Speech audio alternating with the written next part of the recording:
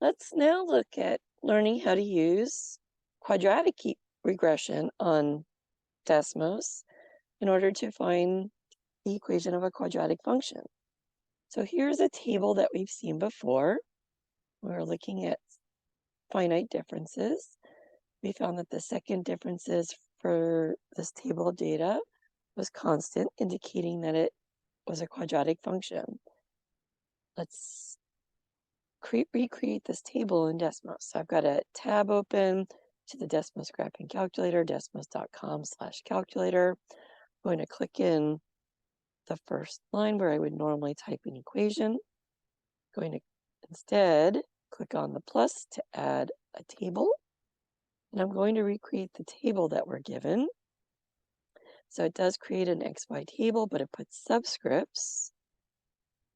Let's type in our first row. I've got 0, 0. We see that point plotted over here to the right on the coordinate plane.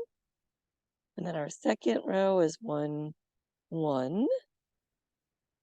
And then 2, 4. We keep seeing the points plotted. 3, 9. And 4, 16. So there are our 5 points, and it does look like it could be part of a parabola. And let's see what quadratic regression tells us. So this time, because we have a quadratic function, we will be using the equation y equals ax squared plus bx plus c. And that's what I will type in this second line in Desmos.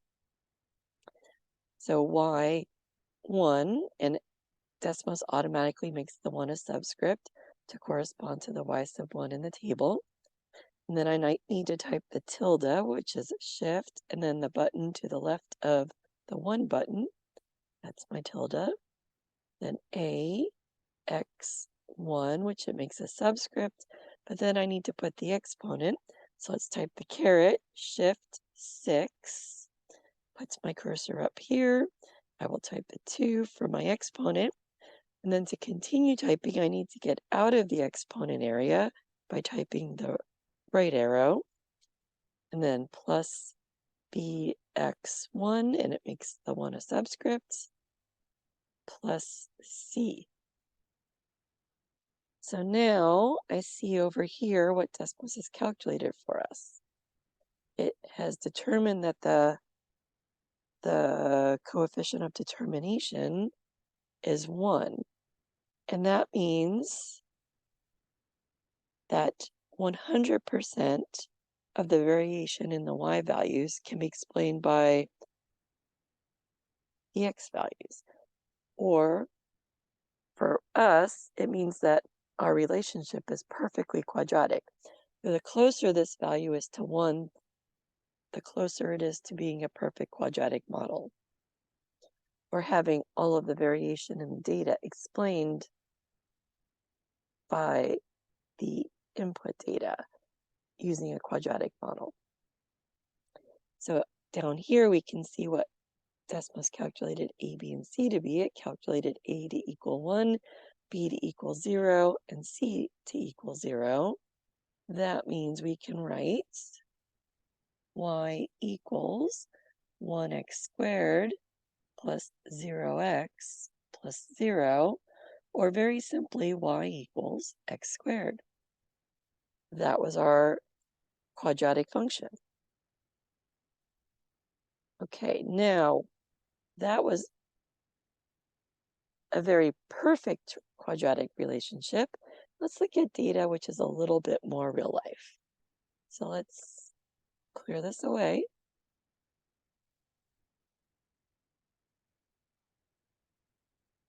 And let's look at this table of data. Here we have times and temperatures. So at 10 a.m., let's say the temperature was 39 degrees. At 12 noon, 45 degrees. 2 p.m., 51 degrees. 4 p.m., 54 degrees. 6 p.m., 49 degrees. 8 p.m., 45 degrees. And 10 p.m., 42 degrees. So we're going to use this table. We're going to use military time for the times that are after 12 noon. So 10:39 stays the same, 12:45 stays the same, but then 2 p.m. becomes 14 for our time. That's 51 degrees. Then 4 p.m. becomes 16, 54 degrees.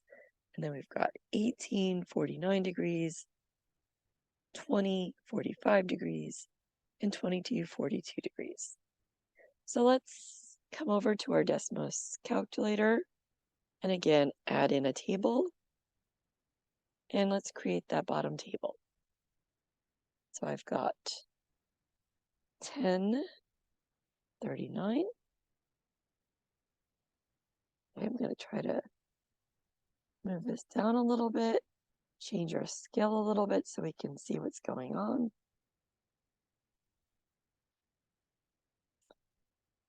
12:45, 14:51, 16:54,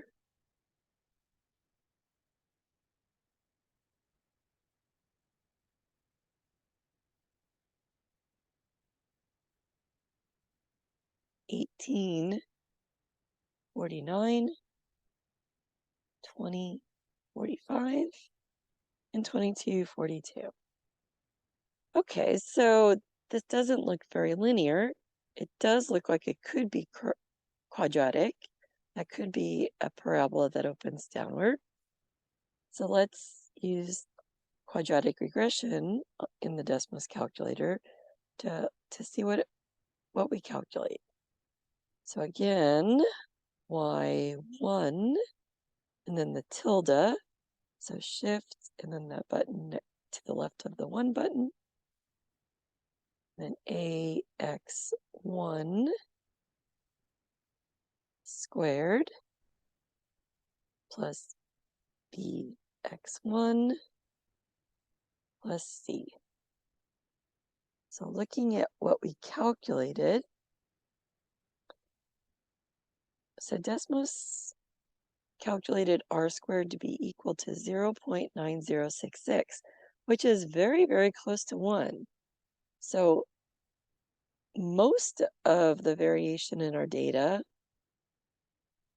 in the y values of our data, is explained by the input values using a quadratic model.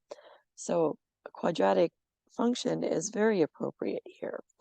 And Desmos calculated a equal to negative 0.330357, b equal to 10.6964, and c equal to negative 34.8571.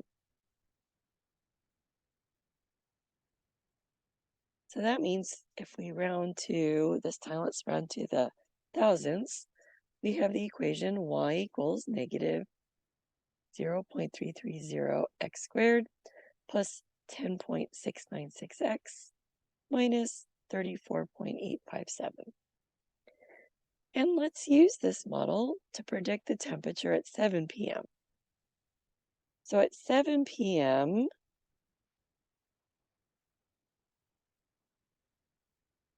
is 7 hours after noon. So 12 plus 7 means that this is going to be hour 19. Let's substitute 19 in for x in our equation. So y equals negative 0.330 times 19 squared plus 10.696 times 19 minus 34.857. And that means y equals 49.237. So we would predict that at 7 p.m., our temperature would be about 49 degrees.